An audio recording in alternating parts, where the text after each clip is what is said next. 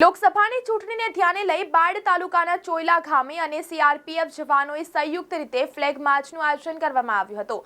આગામી દિવસોમાં લોકસભાની ચૂંટણી યોજાનાર છે, જે અંતર્ગત તમામ મતદારો પોતાનો મત આપી શકે એ માટે ભારતીય ચૂંટણી પંચ સહિતના સરકારી તંત્રનો સ્ટાફ ખડેપગે તૈયારી કરી રહ્યા છે। તો ચોયલા ગામે તેમજ વિસ્તારમાં ફ્લેગ માર્ચ યોજવામાં આવી હતી।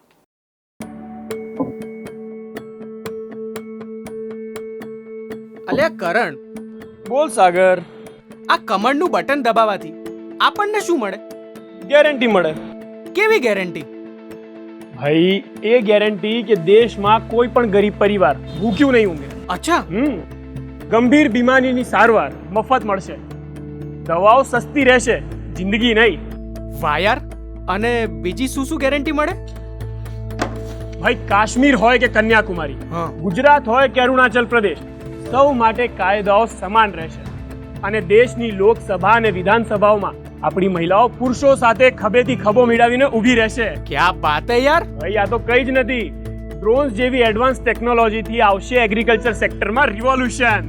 અને ભાઈ મેં તો એ પણ સાંભળ્યું છે કે ખેડૂતોને જરૂરી માહિતી મળે ને એના માટે સ્પેશિયલ સેટેલાઇટ પણ લોન્ચ કરવાના છે। ખાસ તો અને આપણા જેવા યંગસ્ટરને શું મળશે? શું મળશે? ભાઈ સ્કિલ સાથે સક્ષમ થવાની તક અને એમ્પ્લોયમેન્ટ ઓપોર્ચ્યુનિટીઝ પણ। ક્યા બાત હે યાર!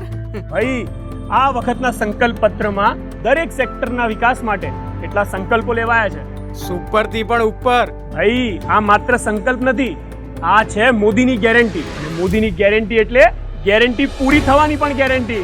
વાહ યાર! આ વખતે જોજે થર્ડ ટર્મમાં કમળનું કમાલ। તો ભાઈ સાથે મળીને કમળનું બટન દબાવીએ અને ફરી એકવાર મોદી સરકાર લાવીએ। કમળનું બટન દબાવો, ભાજપને જીતાડો।